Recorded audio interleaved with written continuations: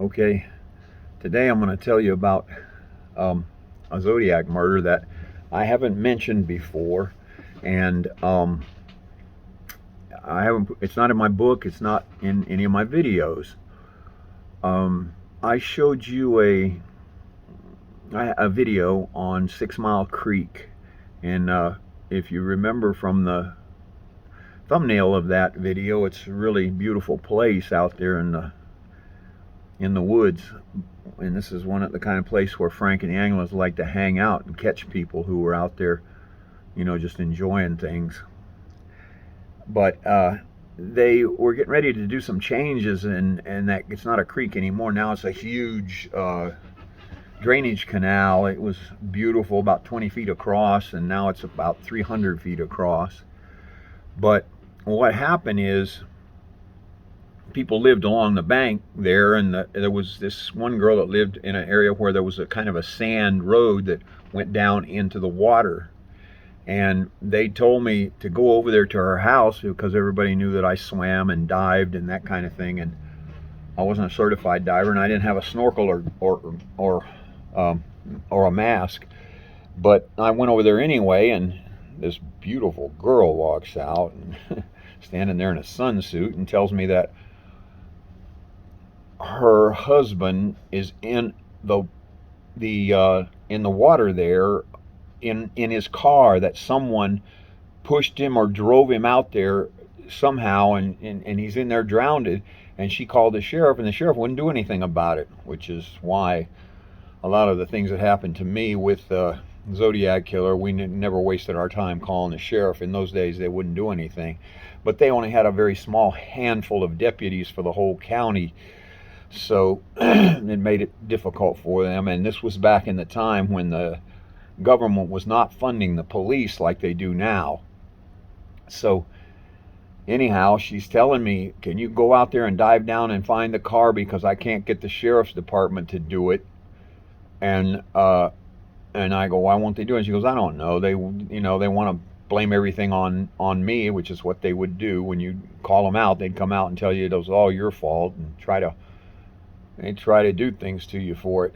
But anyway, I said, how do you know it's out there? And she goes, well, look at the tracks. And I could say, yeah, I see tracks that go down to the water. She goes, well, go out there and stand in the water and look and tell me, can you see the tracks under the water? And I go, yeah, the tracks keep on going.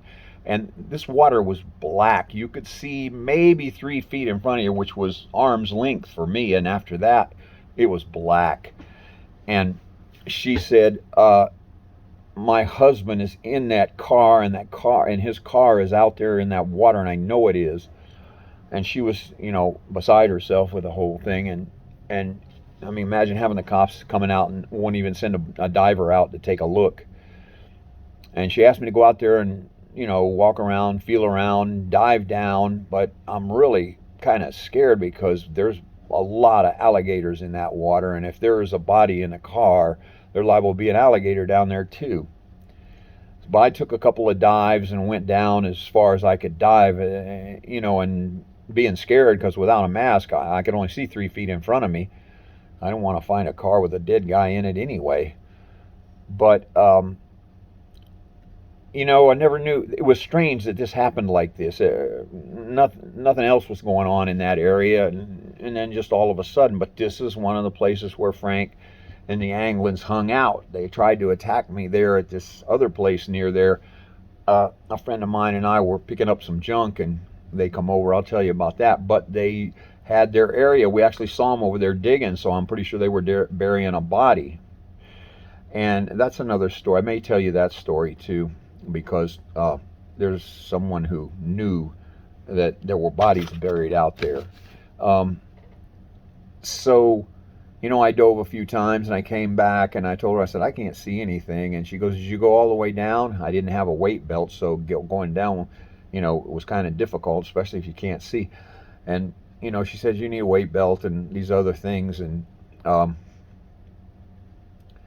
she asked me if I could go get them. And I just looked at her like, I didn't have money for that. And she goes, you don't have a job, do you? And I go, no. And she goes, well, come back. Okay, and if you can get some goggles or whatever, go borrow them or something and come back and go dive out there. Like, no one else wanted to help her, and nobody else was brave enough, I guess, to get in the water. And it was scary as heck to me, too, because of the alligators more than anything. But, and I wasn't afraid of alligators. Back then, alligators wouldn't bother you too much. But if there's one down there eating and you swim up on him and he's only 3 feet away from you, he's liable to bite your head off and you're going to become dinner. But that was the end of that story. I was in my early 20s. I went back and saw her again, and she asked me, "Do you have a job yet?" And do you have a what do you call it, a mask and some fins? No, I didn't have any of those things. She goes, she went back in the house, I guess, or something. I don't know. We didn't talk very much that time. I kind of gave up on it. I wanted to help her. I told her, I want to help you, but it's really, really dark out there. Even with a mask, I'm not going to be able to see more than 3 feet in front of me.